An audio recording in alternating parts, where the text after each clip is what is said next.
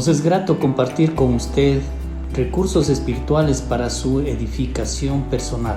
Bienvenido a su canal.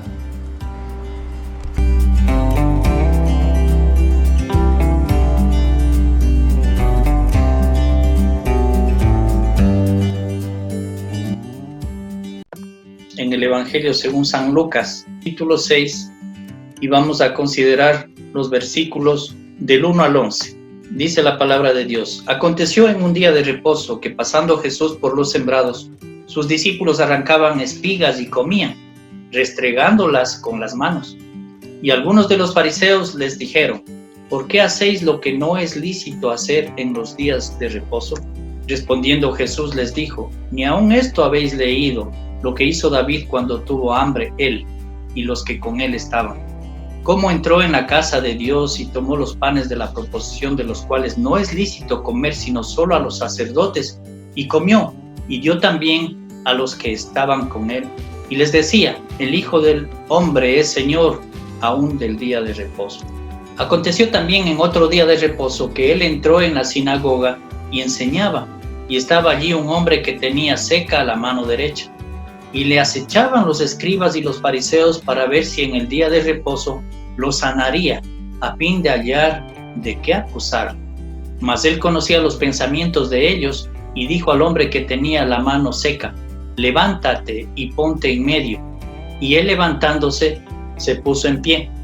Entonces Jesús les dijo: os preguntaré una cosa. ¿Es lícito en día de reposo hacer bien o hacer mal, salvar la vida o quitarla? Y mirándolos a todos alrededor, dijo al hombre: extiende tu mano. Y él lo hizo así, y su mano fue restaurada. Y ellos se llenaron de furor y hablaban entre sí qué podrían hacer contra Jesús. Dos acontecimientos que tienen lugar en un día de reposo. El primero es cuando Jesús, yendo con sus discípulos, pasan por unos sembrados, y por el hambre que tenían, eso explica Mateo. En el Evangelio según San Mateo dice que tenían hambre, y por ese motivo es que arrancan espigas, las restregan en las manos para separar los granos y se comen. Esto a los ojos de los fariseos fue una grave falta, porque en la ley de Moisés estaba establecido que el día sábado no podían trabajar. Pero eran tan extremistas los fariseos que tomar unas espigas, sacar los granos de esas espigas, ellos ya lo consideraban como un trabajo, aun cuando fuere para suplir la necesidad de comer. Bueno, ellos en sus casas también comían, pero eso no consideraban que era trabajo. Pero para los discípulos de Jesús eso sí era una falta grave: haber arrancado espigas, haber restregado en las manos el grano y haberse comido. Entonces ahí está para ellos lo malo. El segundo acontecimiento, ya Jesús con este precedente, él va a la sinagoga para enseñar y dice que allí había un hombre que tenía seca la mano derecha. Tenía alguna atrofia en su mano derecha, que no tenía la movilidad, posiblemente se quedó en una posición fija. Y este hombre va a la sinagoga porque quiere aprender. Posiblemente sabía de Jesús, ha escuchado de Jesús y quiere escucharle a Jesús. Él no va buscando un milagro o que le cure. No, él va por escuchar las enseñanzas de Jesús. Sin embargo, los fariseos y los escribas ven esta como una oportunidad, porque pensaron en su mente y dijeron: aquí hay un enfermo, es posible que Jesús quiera sanar el día de reposo, y aquí está nuestra oportunidad para acusarle. Pero Jesús conocía sus pensamientos y sus corazones, y Jesús tenía las respuestas para todas las cosas. Lo que hace Jesús es lo siguiente: no le toca en absoluto a este hombre, para nada, no le llega a tocar. Es decir, si Jesús ponía las manos sobre esta persona y le fregaba o le movía o hacía alguna cosa, ahí está. Trabajó en día de reposo Jesús sanando a este enfermo. Pero Jesús lo único que hace es hablar y no le toca en absoluto. Entonces, los fariseos y los escribas no tuvieron la evidencia de que Jesús hizo una obra de trabajo con sus manos, hizo un trabajo con sus manos. Por lo tanto, no tenían cómo acusarle. Pero aquí hay una cosa importante que debemos considerar, es de que Jesús le dice: levántate, y él se pone en pie, este hombre, y les pregunta a los que estaban presentes, dice: en día de reposo, ¿es lícito hacer algo bueno por los demás?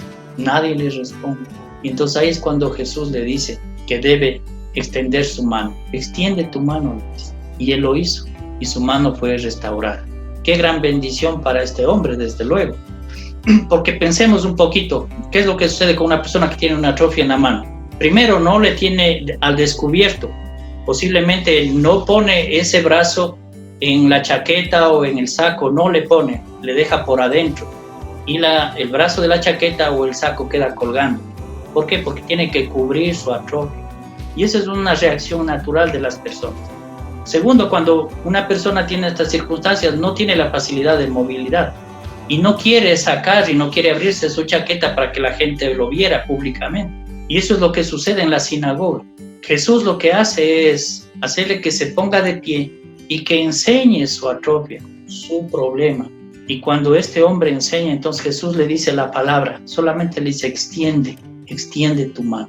E inmediatamente dice, el hombre pudo extender la mano y su mano fue restaurada y se curó. Eso hace Jesús con los problemas de los hombres, con los problemas de las personas. Número 1, lo que nosotros ocultamos ante los hombres, ante la sociedad, Dios lo sabe y Dios lo conoce. Y para que eso sea restaurado, para que eso sea sanado, curado, Dios lo que dice es, ponle aquí delante de mí. No importa que los demás vean cuál es tu problema, no importa que los demás vean cuál es tu necesidad, cuál es la circunstancia difícil por la que estás atravesando. No importa qué atrofia tengas, sea física, espiritual, mental o lo que sea, emocional. Ponle aquí delante de mí. Y Jesús con una sola palabra lo puede curar, lo puede restaurar o restablecer. Esa es la gran bendición y esa es la gran enseñanza de Jesús en esta oportunidad. Una vez más es acechado por los escribas y fariseos, pero Jesús tiene las respuestas apropiadas y Él continuará haciendo lo que vino a hacer aquí en la tierra, dar a conocer quién es el Padre, quién es Dios, y dar a conocer e invitar al establecimiento de un nuevo reino aquí en la tierra, el reino de los cielos, el reino de Dios.